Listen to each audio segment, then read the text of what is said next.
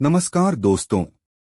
स्वागत है आपका की ऑफ सक्सेस ऑफिशियल पर, जहां हम लाते हैं देश दुनिया से जुड़ी अहम जानकारी साफ और सटीक रूप में।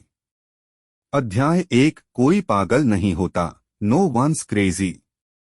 इस अध्याय में मॉर्गन हाउसल समझाते हैं कि पैसे के बारे में हर व्यक्ति का नजरिया अलग होता है।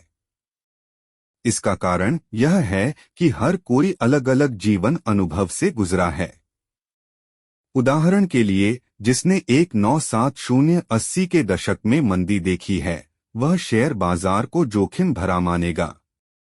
लेकिन जो 1990 या 2000 के बाद बड़े हुए और बुल मार्केट देखे, वे निवेश को अवसर के रूप में देखेंगे। कोई भी पागल नहीं होता, बस उनके अनुभव अलग होते हैं। हम दूसरों की वित्तीय आदतों या फैसलों को देखकर उन्हें मूर्ख या अज्ञानी समझ बैठते हैं, लेकिन उनकी सोच, उनका अतीत और उनका माहौल उन फैसलों की जड़ में होता है। मुख्य संदेश: पैसे के बारे में हर इंसान का व्यवहार उसके अनुभव पर आधारित है। किसी की आर्थिक सोच को जज करने से पहले उनके नजरिए को समझना जरूरी है। निवेश, खर्च और बचत हर किसी की प्राथमिकता अलग हो सकती है, और यह स्वाभाविक है। अध्याय 2, भाग्य और जोखिम, लक रिस्क। यह अध्याय बताता है कि सफलता और असफलता दोनों में ही भाग्य और जोखिम का बड़ा रोल होता है। हम अक्सर सोचते हैं कि जो सफल है उसने सब कुछ सही किया, और जो असफल है वह गलत था, लेकिन ऐसा हमेशा नहीं होता। उदाहरण: बिल गेट्स के पास बचपन में कंप्यूटर एक्सेस था, यह दुर्लभ और भाग्य की बात थी। वहीं एक उतना ही होशियार बच्चा सिर्फ साधनों के अभाव में वैसी सफलता नहीं पा सका। सीखें: जब आप सफलता देखते हैं तो उसके पीछे भाग्य को भी स्वीकार करें, और जब असफलता देखें तो यह भी समझें कि शायद वह व्यक्ति गलत समय में गलत जगह था। यह अध्याय हमें दया, विनम्रता और संतुलित नजरिया सिखाता है। अध्याय 3, कभी भी बस मत कहो, नेवर इनफ। यह अध्याय लालच के बारे में है, कितना पैसा काफी है। अक्सर लोग बिना जरूरत के ज्यादा की चाहत में गलत फैसले ले बैठते हैं, जो उन्हें तबाही की ओर ले जाते हैं। कहानी: बर्नी मैडॉफ नाम का एक शख्स अरबपति था, लेकिन फिर भी और कमाने के लालच में घोटाला कर बैठा और सब कुछ खो दिया। हमारी जिंदगी में ऐसा न हो, इसके लिए हमें अपनी बस की सीमा जाननी चाहिए। अगर 10 लाख कमाकर भी आप 50 लाख की दौड़ में लगे हैं, तो आप कभी संतुष्ट नहीं होंगे। मुख्य बातें: संतोष सबसे बड़ी संपत्ति है। तुलना, कंपैरिजन सबसे बड़ा चोर है। लालच निवेशक की सबसे बड़ी दुश्मन है। अध्याय 4, कंपाउंडिंग का चमत्कार, कॉन्फाउंडिंग कंपाउंडिंग। कंपाउंडिंग यानी चक्रवृद्धि ब्याज धन कमाने का सबसे सटीक लेकिन सबसे कम समझा गया तरीका। वॉरेन बफे की सफलता सिर्फ इस वजह से है कि उन्होंने बचपन से निवेश करना शुरू किया और 80 साल की उम्र तक रुके रहे। लोग सोचते हैं कि जल्दी अमीर बनने के लिए तेज रिटर्न चाहिए, लेकिन असली जादू धीमे और लंबे समय तक लगातार निवेश करने में है। सीखें: कंपाउंडिंग को समझिए और उसे समय दीजिए। जितना जल्दी शुरू करेंगे उतना बेहतर। धैर्य निवेशक की सबसे बड़ी ताकत है। अध्याय 5, धन कमाना बनाम धन बनाए रखना, getting wealthy versus staying wealthy. यह अध्याय हमें बताता है कि धन कमाना और उसे बनाए रखना दोनों में अंतर है। कई लोग तेजी से अमीर तो बन जाते हैं, लेकिन लालच, ओवर कॉन्फिडेंस और जोखिम की वजह से सब कुछ खो बैठते हैं। धन कमाने के लिए साहस और जोखिम की जरूरत होती है, लेकिन धन बनाए रखने के लिए डर, सावधानी और रक्षात्मक सोच जरूरी है। उदाहरण: कई स्टॉक मार्केट प्लेयर्स कुछ सालों में करोड़पति बनते हैं, लेकिन कुछ गलत फैसलों में सब कुछ गवा देते हैं। संदेश: पैसा बनाना एक कला है, लेकिन उसे बचाना उससे भी बड़ी कला है। हमेशा मार्जिन ऑफ सेफ्टी रखें। लालच में आकर नियम मत तोड़िए। अध्याय 6 टेल्स, छोटी चीजें बड़ा असर करती हैं। Tells you win. इस अध्याय का मुख्य संदेश है, सफलता का बड़ा हिस्सा कुछ ही शानदार निर्णयों या घटनाओं से आता है। किसी भी सफल निवेशक की कहानी में 80% से ज्यादा मुनाफा सिर्फ 10% निवेशों से आता है।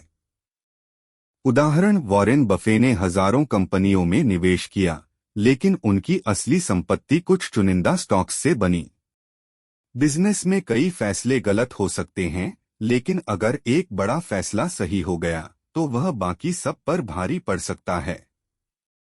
सीख, असफलता से मत घबराइए। बार बार प्रयास कीजिए, क्योंकि कभी कभी बस एक टेल इवेंट, रेयर सक्सेस, ही जिंदगी बदल देता है। अध्याय 7 फ्रीडम, असली अमीरी क्या है। फ्रीडम, असली अमीरी का मतलब आप जो चाहें, जब चाहें, जहां चाहें और जिनके साथ चाहें वो करने की आजादी। लोग पैसा इसलिए कमाना चाहते हैं ताकि वे अपने समय के मालिक बन सकें। ये समय की आजादी ही असली लग्जरी है। उदाहरण, अगर आप करोड़पति हैं लेकिन ऑफिस के गुलाम हैं तो आप अमीर नहीं, मजबूर हैं। वहीं एक ऐसा इंसान जो कम कमाता है लेकिन खुद के लिए जीता है, वह ज्यादा अमीर है। सीख, समय पर आपका नियंत्रण ही असली धन है। पैसे को अपनी आजादी खरीदने के लिए इस्तेमाल करें, न कि दूसरों को दिखाने के लिए। अध्याय 8 पुरुषों की सबसे खतरनाक गलती, सब कुछ नियंत्रण में समझना। Man in the car paradox. जब आप किसी लग्जरी कार में किसी को देखते हैं तो आप कार की तारीफ करते हैं, ना कि उस व्यक्ति की। लोग चाहते हैं कि उन्हें रिस्पेक्ट मिले, लेकिन दूसरों का ध्यान सिर्फ वस्तु जैसे कार या घड़ी पर जाता है। उदाहरण, कोई फरारी चलाता है ताकि लोग उसे महान समझें, लेकिन देखने वाले सोचते हैं, काश मेरे पास फरारी होती। सीख, पैसे से इज्जत नहीं खरीदी जा सकती, इज्जत आपके व्यवहार से मिलती है। दिखावे की बजाय वास्तविक सफलता पर ध्यान दें। अध्याय 9 धन की कीमत, wealth is what you don't see. लोग क्या समझते हैं, अमीर वो है जो महंगे कपड़े, गाड़ी और मोबाइल रखता है। असलियत धन वो होता है जो आपने खर्च नहीं किया, जो आपने बचाया और निवेश किया। अगर कोई व्यक्ति 1 रुपया करोड़ की कार चला रहा है तो इसका मतलब है कि उसने 1 रुपया करोड़ खर्च कर दिए। वहीं जिसने 1 रुपया करोड़ बचाए और निवेश किए, वही असली अमीर है। सीख, खर्चीली चीजें असली अमीरी का सबूत नहीं हैं। दिखावा आपको गरीब बना सकता है, जबकि संयम और निवेश आपको संपन्न बनाते हैं। अध्याय 10 धन कमाने का तरीका और उसका व्यवहार, सेव मनी। धन कमाना जरूरी है, लेकिन उससे भी जरूरी है धन बचाना। लोग आमतौर पर सोचते हैं कि ज्यादा कमाई ही सफलता है, लेकिन अगर आप बहुत कमाते हैं और उतना ही खर्च कर देते हैं तो आप शून्य पर हैं। मुख्य बातें, बचत आपको विकल्प देती है। जब आप बचाते हैं तो आप किसी पर निर्भर नहीं होते। बचत के लिए बड़ी सैलरी की जरूरत नहीं, बस नियमितता और अनुशासन चाहिए। सीख, अमीर बनने की शुरुआत बचत से होती है। छोटे छोटे खर्चों पर नियंत्रण भविष्य को सुरक्षित बनाता है। अध्याय 11 वजन की ताकत, रीजनेबल रैशनल। मुख्य विचार, इंसान कोई भी वित्तीय निर्णय पूरी तरह तर्कसंगत रैशनल नहीं लेता, बल्कि वह उसे लेता है जो वह समझ सकता है, सहन कर सकता है और जो उसके लिए ठीक लगता है। लॉजिकल होने से ज्यादा जरूरी है व्यावहारिक होना। उदाहरण, कोई निवेशक सिप में 5,000 रुपए निवेश करता है क्योंकि वह उसे सहज और भरोसेमंद लगता है, भले ही कुछ और योजना ज्यादा रिटर्न दे सकती हो। वह अपनी मानसिक शांति और संतुलन को प्राथमिकता देता है। सीख, आपको कोई ऐसा तरीका अपनाना चाहिए जिसे आप लंबे समय तक सस्टेन कर सको। आर्थिक निर्णय में सिर्फ नंबर नहीं, भावनाएं और मनोविज्ञान भी अहम हैं। अध्याय 12, आश्चर्य की भूमिका, surprise. The world is changing. मुख्य विचार, दुनिया हर समय बदल रही है। जो आज काम कर रहा है वह कल फेल भी हो सकता है। इसलिए भविष्य की भविष्यवाणी करना खतरनाक हो सकता है। पैसा और निवेश की दुनिया में अनिश्चितता ही एकमात्र निश्चित चीज है। उदाहरण, 2008 की वैश्विक मंदी, 2020 का कोविड क्रैश, किसी को अंदाजा नहीं था। टेक्नोलॉजी, युद्ध, महामारी, ये सब भविष्य को पलट सकते हैं। सीख, अपने निवेश को लचीला, फ्लेक्सिबल और डाइवर्सिफाई रखें। अनुमान लगाना कम करें, तैयारी ज्यादा। अध्याय 13, कम जानना फायदे का सौदा है, रूम फॉर एरर। मुख्य विचार, कभी भी प्लान बनाते समय थोड़ा बफर, एक्स्ट्रा मार्जिन रखना चाहिए। यानी जब आप निवेश या खर्च की योजना बनाएं तो गलती की गुंजाइश को शामिल करें। असली समझदारी तब है जब आप मानते हैं कि आप गलत हो सकते हैं और उसके लिए पहले से तैयार रहते हैं। उदाहरण, अगर आपकी रिटायरमेंट प्लानिंग कहती है 1 रुपया करोड़ चाहिए तो 1 रुपया 20 पैसे करोड़ का टारगेट रखें। अगर आप किसी स्टॉक पर बहुत भरोसा करते हैं तो भी वहां 100% पैसा मत लगाइए। सीख, सुरक्षा की भावना मानसिक शांति लाती है। प्लानिंग में हमेशा वर्स्ट केस सिनारियो सोचें। अध्याय 14, तुम और मैं, यूमी। मुख्य विचार, हर व्यक्ति की वित्तीय सोच अलग होती है क्योंकि हर किसी की जिंदगी, लक्ष्य और अनुभव अलग हैं। जो निवेश आपको बेवकूफी लगता है वही किसी और के लिए समझदारी हो सकती है।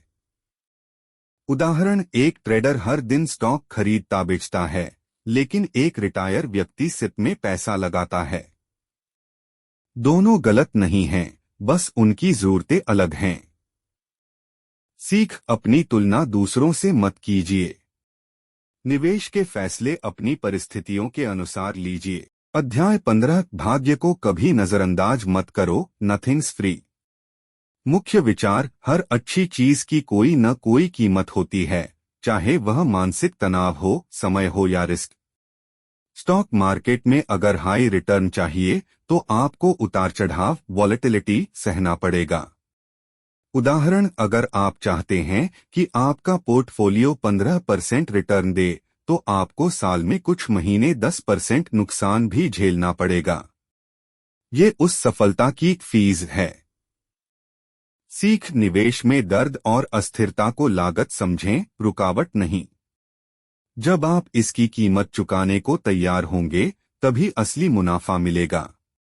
अध्याय 16, धन वह है जो आप नहीं देखते। मुख्य विचार, इस अध्याय में यह बताया गया है कि असली धन अक्सर अदृश्य होता है।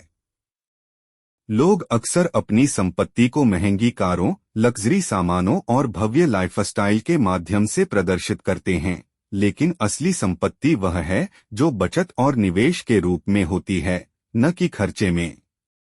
असली धन उन चीजों में नहीं होता जो हम दिखाते हैं, बल्कि उन संपत्तियों और बचतों में होता है जो दूसरों को दिखाई नहीं देती। मुख्य बिंदु, अधिकांश लोग अपनी संपत्ति को भौतिक वस्तुओं के जरिए दिखाते हैं, लेकिन असली संपत्ति बचत, निवेश और उन चीजों में होती है जो दिखाई नहीं देती। असली धन समय के साथ बनता है और अक्सर सबसे अमीर लोग वे होते हैं जिन्हें आप अमीर नहीं समझेंगे क्योंकि उनकी जीवनशैली बहुत साधारण होती है।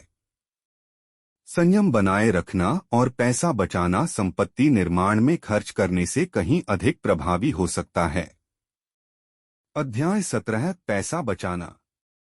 मुख्य विचार, इस अध्याय में हाउसल यह बताते हैं कि पैसा बचाना संपत्ति निर्माण का सबसे महत्वपूर्ण तत्व है। यह केवल उच्च आय अर्जित करने या जोखिमपूर्ण निवेश करने के बारे में नहीं है, बल्कि यह लगातार अपनी आय का एक हिस्सा बचाने के बारे में है।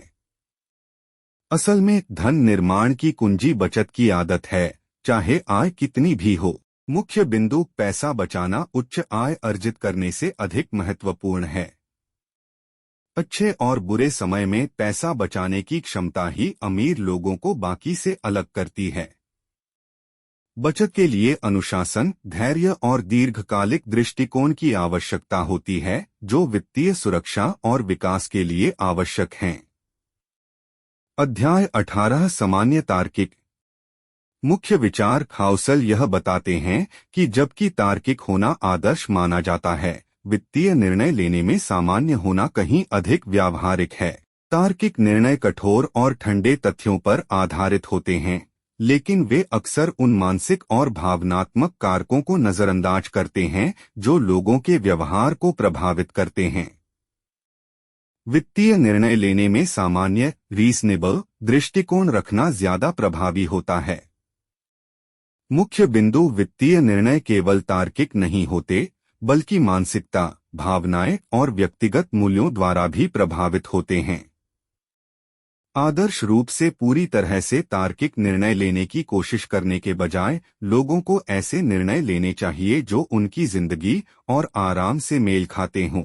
यह समझना जरूरी है कि वित्तीय योजना और निवेश आपकी अपनी जीवन शैली के अनुरूप काम करना चाहिए, न कि आदर्श तार्किक दृष्टिकोण से। अध्याय 19, आप और मैं। मुख्य विचार। इस अध्याय में हाउसल यह बताते हैं कि हमारे वित्तीय निर्णय हमारी व्यक्तिगत अनुभवों, पृष्ठभूमि और लक्ष्यों से आकारित होते हैं। हर किसी का वित्तीय यात्रा अलग होता है, और जो एक व्यक्ति के लिए काम करता है, वह दूसरे के लिए जरूरी नहीं कि सर्वोत्तम हो। यह महत्वपूर्ण है कि हम अपनी व्यक्तिगत परिस्थितियों के अनुसार वित्तीय निर्णय लें। मुख्य बिंदु, लोगों के वित्तीय निर्णय उनके अद्वितीय अनुभव, संस्कृति और परिस्थितियों से प्रभावित होते हैं। जो एक व्यक्ति के लिए काम करता है, वह दूसरे के लिए नहीं कर सकता। अपने वित्तीय लक्ष्यों को परिभाषित करते समय अपनी जीवन यात्रा को ध्यान में रखना जरूरी है, न कि दूसरों से तुलना करना। अध्याय 20, निराशावाद का आकर्षण। मुख्य विचार। हाउसल इस अध्याय में बताते हैं कि निराशावाद अक्सर आशावाद की तुलना में अधिक विश्वसनीय और आकर्षक लगता है, खासकर वित्तीय मामलों में।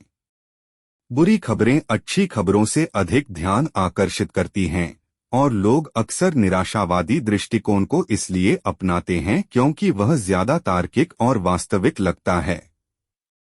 लेकिन दीर्घकालिक वित्तीय विकास के लिए आशावाद अधिक महत्वपूर्ण है। मुख्य बिंदु, निराशावाद अधिक आकर्षक होता है और अक्सर ज्यादा विश्वसनीय लगता है, लेकिन यह दीर्घकालिक वित्तीय स्वास्थ्य के लिए हानिकारक हो सकता है।